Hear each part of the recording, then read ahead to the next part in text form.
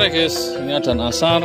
Gimana kabar Anda hari ini? Semoga baik-baik saja dalam kondisi apapun, dimanapun guys.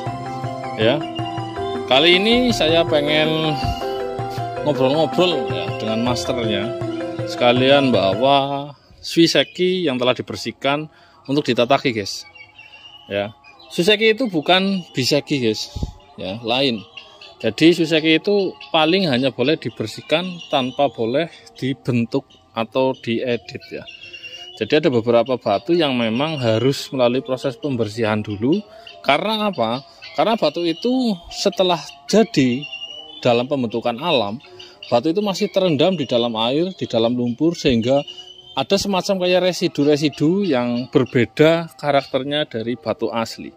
Nah, contoh dari batu itu adalah jenis batu Palombino.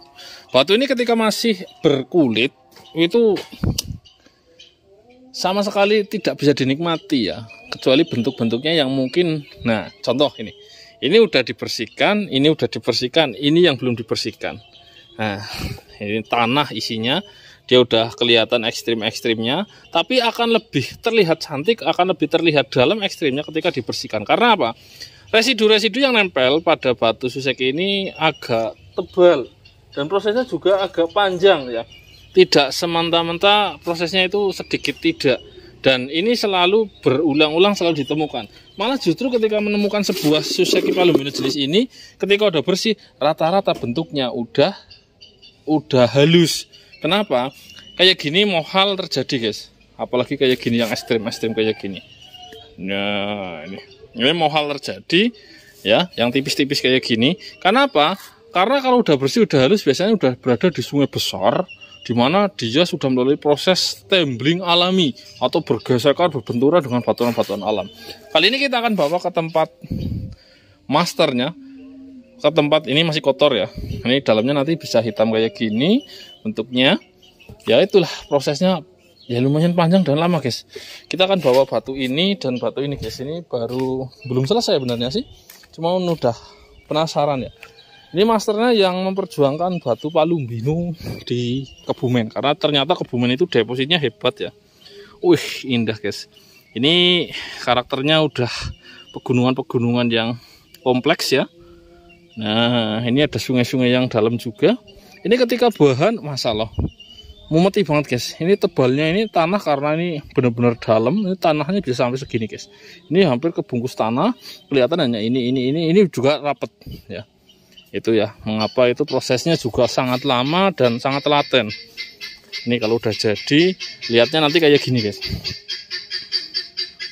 Nah, kayak gini. Ya, oke, kita akan ngobrol-ngobrol langsung. Gimana perkembangannya? Yang konon katanya habis selesai event internasional, Kebumen itu termasuk naik pesat ya. Dipandang naik pesat. Yang dulunya Kebumen itu karena memang tidak ada aktivisnya. Jadi kita lihat aja nanti ya, ngobrol-ngobrol seperti apa ceritanya. Beliau yang baru pulang juga, yang memperjuangkan Swiseki Palombino dengan keanekaragaman bentuk dan prosesnya. Ini batu-batu yang belum diresiki guys, menggunakan prostek, menggunakan ada beberapa sikat kawat yang harus diperlukan. Alah, banyak banget ya. Itu belum ada mau dibersihin, geledak guys. Ini baru sebagian. Oke, lanjut ya guys, sambil menggali ilmu.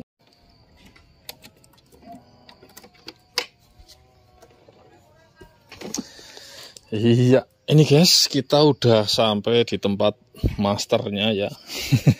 Mau nitipin sekaligus finishing pembersihan guys, buat dibikin tatakan ya. Ya kalau dibikin tatakan ke tempat-tempat tertentu memang ada fungsinya ya. Yang jelas batu-batu yang saya anggap bagus. Ini tangan satu agak berat biarpun kecil. Aduh, kolornya melu kena ya. Oke. Ini. Mantap. Ini batu lintang ya, Pak.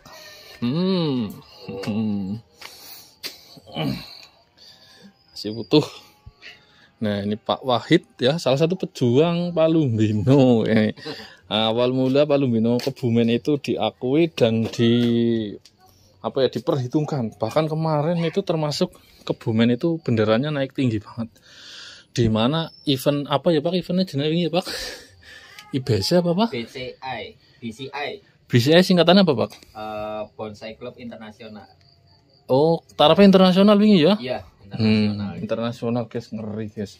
Ini juga ini mau ditatakin. Itu juga punya ketuanya dari Kebumen.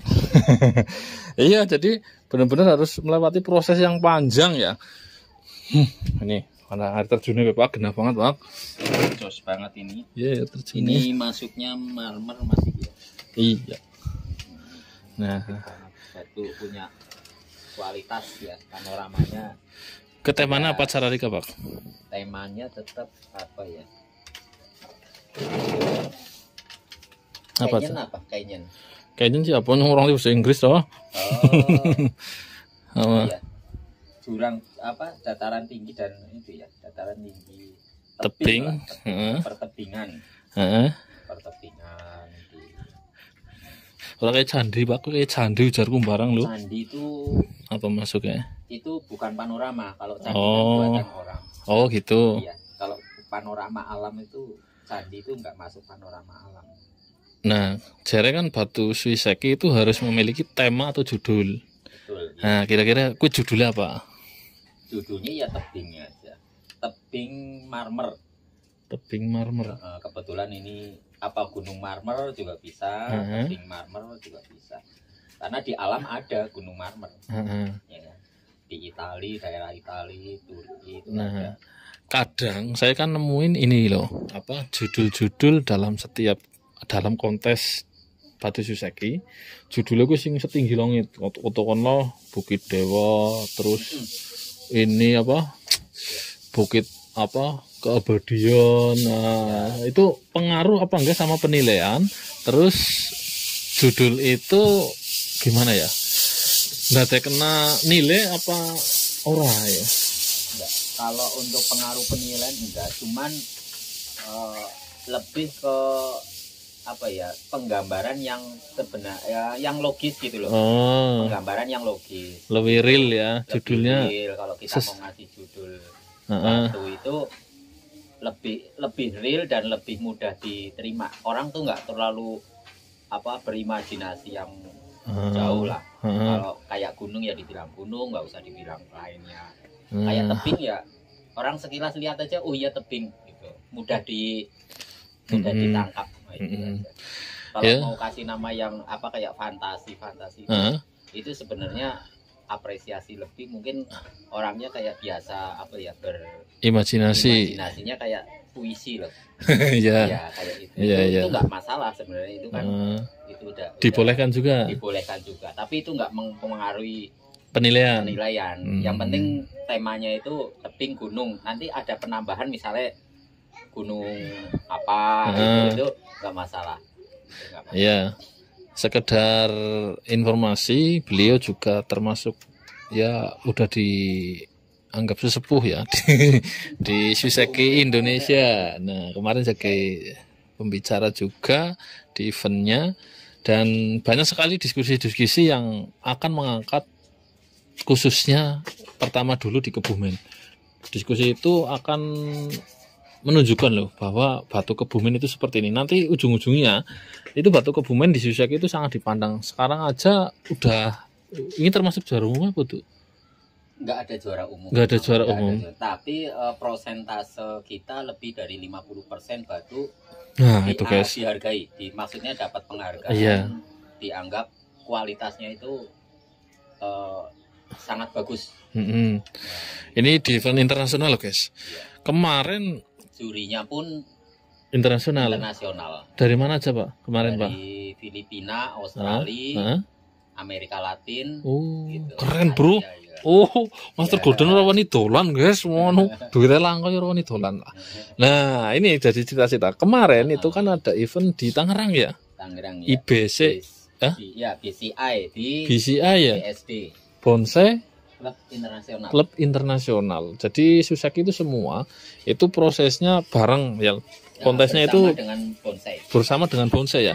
Malah merupakan bagian dari bonsai, cuman bagiannya divisinya beda ya. Beda. Divisi Swiseki dan divisi bonsai. Nah, ini persentase peserta yang ikut di Kebumen kemarin kan 12 ya Pak? 12. Termasuk punya saya nggak masuk nominasi sama sekali.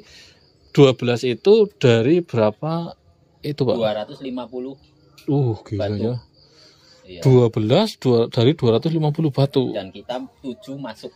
7 itu ya. 7 batu masuk nominasi. Ya, masuk dapat penghargaan. Dapat penghargaan. Dan kayak Purwokerto itu kan ambil batu dari Kebumen juga. Mereka juga 50% lebih masuk. Nah, itu. Berarti batu Kebumen keren toh, Bes. Kelas internasional ya. 250 dari 12 berarti kan hanya 5% ya. 5%, punya kita lebih dari 50% masuk. Wah, edan, guys. Nah, ini salah satu penghargaan karena memang ya mungkin baru tahun ini ya. Batuan Kebumen itu agak naik karena memang ada semacam kayak yang relawan. Ya, ada yang turun ya, yang semangat banyak terus dibentuknya klub baru di Kebumen dan batuan-batuan warna juga dihargai ya sekarang ya. Walaupun terus terang persiapan kita memang belum punya pengalaman, minim banget. Sangat minim persiapan. Iya. Minim. Betul. Tapi modal batu saja udah berhasil dihargai, mendapat penghargaan. Luar biasa lah. Ikut senang guys. Ini beliau baru pulang, diundang langsung untuk ketemu masternya dan berdiskusi. Diskusinya kayak orang berantem. Itu diskusinya gimana Pak ceritanya? Ya. Contohnya aja itu yang bisa diceritakan. Itu pertama memang yang paling penting di Suiseki itu paling awal itu adalah batu tersebut original atau editan. Nah, ini yang perlu diperdalam. Kebumen, alhamdulillah batunya dipercaya 100% original. Alhamdulillah. Ya, karena kita kaya batu dengan original. Itu pesan dari mereka yang di sana itu harus dijaga. Itu harus dijaga. Yang kedua, batu Kebumen itu luar biasa dari keragamannya. Nah, itu keragamannya itu sangat terbukti lah kita aneka ragamnya. Iya. Itu kayak Master Golden juga udah pengalaman lama. Iya. Pasti tahu lah, bisa bercerita lebih banyak tentang keragaman. Iya betul. Dan ketiga, tetap di antara kelebihan itu kita masih kurang, ada kekurangannya. Dan kita bisa, waktu kemarin kita hadir ke Jakarta, ke Tangerang itu dalam rangka mencari, menambah ya apa yang kurang dari kita. Oh iya. Dan alhamdulillah mereka sangat terbuka, diskusinya juga walaupun alot tapi mereka sangat menghargai, sangat rendah hati memberi kepada kita, memberikan masukan beneran itu sangat berharga. Pak Rocky, Pak Chandra dan Pak John, Pak Dedi, Pak Gordon sebentar saja ketemunya, tapi ya kita punya gambaran lah bahwa mereka itu sangat mengapresiasi batu kita. Ada kekurangannya, moga-moga kita bisa tingkatkan, masukan dari mereka. Itu terima kasih banget. Dan semoga ya dunia Suiseki itu tetap tidak hanya di Kebumen. Ayo lain daerah yo monggo. Nah, itu eksplorasi Indonesia itu bukan hanya Ombilin dan Kebumen. Nah, itu banyak daerah lain seperti Cineru, Ciamis ya. Ciamis, Kuningan. Batunya bagus-bagus. Jawa Timur belum, luar. Ngeri. NTT, saudara-saudara NTT, Papua, Sulawesi, batunya kemarin saya lihat cantik-cantik, cuma kurang banyak. Hanya beberapa, padahal saya lihat potensinya bagus. Nah, sisi lain dari perbatuan itu bukan hanya akik, guys. Banyak sekali cabang-cabang dari batu itu sendiri. Salah satunya adalah Suseki. Suseki ya bagian cabang dari bonsai. Jadi orang bonsai kadang tahu Suseki tapi nggak tahu batu akik. Orang batu akik kadang tahu Suseki, kadang ada yang nggak tahu Suseki. Seperti saya baru belajar aja udah menikmati banget ternyata guys. Bahwa potensi Kebumen ngeri tuh guys. Mulang Suseki ngasih mumet guys. Pilih yang bagus itu ya. Walah di tempatnya ya tetap pusing ya, walaupun ladangnya banyak banget gitu ya. Nah ini ayo kita teman-teman pada cinta-cinta Suseki yang cinta-cinta akik. Karena apa? Suseki itu nggak harus kristal. Suseki itu nggak harus kayak akik itu ya nggak harus ada coraknya, tapi Suiseki itu harus punya tema ya, jelas temanya, judulnya jelas, terus panorama atau figur atau itu, dan mungkin bisa dijumpai di tempat Anda yang notabene nggak keluar batu akik. Contohnya hanya batu blonos hitam tapi bentuknya gunungnya cantik. Nah, itu bisa masuk Suiseki loh. Jadi peluangnya lebih besar di tempat-tempat yang tidak keluar akik pun bisa keluar. Karena saya udah menjumpai sendiri, jujur saja udah survei sendiri di beberapa tempat. Ya seperti itu, bisa keluar. Ada peluangnya, ada potensinya. Jadi Anda juga kalau ke sungai jangan cuma BO lalu tuh dodok-dodok aja. Jadi kalau ke sungai juga kadang lihat-lihat loh guys, sambil ya, cuci mata atau mengenang masa lalu, masa kecil, bisa nyari-nyari Suiseki, siapa tahu beruntung ya guys. Pesen-pesen ya, pesen-pesen ke sahabat MG ya Pak. Ini langsung ke suhunya. Itu untuk dunia persuisekian Kebumen khususnya dan Indonesia itu gimana Pak? Apa bermainlah yang halus-halus atau jangan coba-coba ngedit, nanti akan ketahuan pada ujungnya apa gimana, biar persuisekian Kebumen itu ya minimal Kebumen dulu nih kan ya. Karena Kebumen juga baru berkembang setelah dulu pernah jaya memang ya Pak. Pernah. Oh ya, ceritakan jayanya dulu Pak sebelum pesan-pesan itu ya. Ceritanya jayanya keprimen dulu gitu Suiseki Kebumen Pak. Kalau Suiseki Kebumen dulu kita punya sesepuh-sesepuh seperti Pak Joko, Pak almarhum ya Pak Joko. Almarhum Pak Joko, Pak Sihar, Sadam, almarhum, dan teman-teman. Kemudian kebetulan di Karangsambung Kebumen itu ada kampus geologi LIPI. Nah, di sana itu banyak dari UNESCO lah ya, orang Korea, orang Jepang yang berkunjung ke sana. Kemudian mereka melihat ya, menemukan ada potensi selain ilmu pengetahuan, ternyata juga ada potensi batuan alami yang kita nikmati sebagai Suiseki. Nah, disitulah mereka memberikan pemahaman kepada kita tentang batu ini sebagai Suiseki.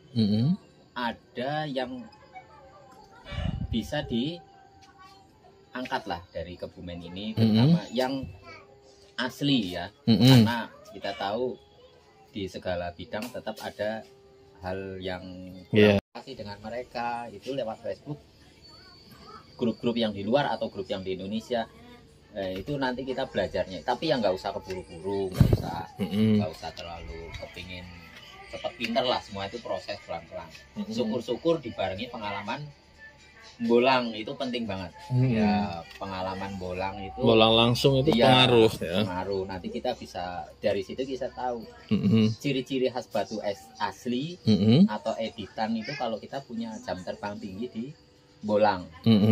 Betul. Itu nanti kadang kita beli batu online, kita nggak tahu sejarahnya kayak apa. Batu itu udah cantik, udah bersih, itu editan atau enggak, banyak yang belum tahu itu. Kalau kita bolang atau kita sering terjun langsung di sungai adanya begini, nanti di situ pemahaman tentang asli dan enggaknya tuh terbentuk, pengalamannya dapat dari situ, keyakinannya itu lebih kuat daripada coba sekedar tanya-tanya. Kadang-kadang susah, gambarannya susah, yang diceritakan apa yang masuk ke pemahaman kita kadang-kadang belum tentu benar.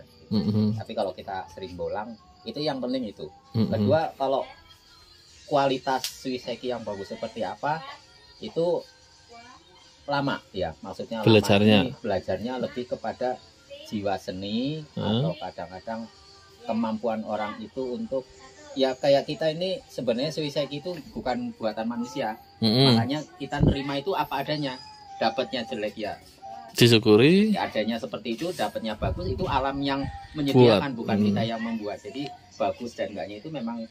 Saya pamit undur diri. Wassalamualaikum warahmatullahi wabarakatuh. Salam para petualang.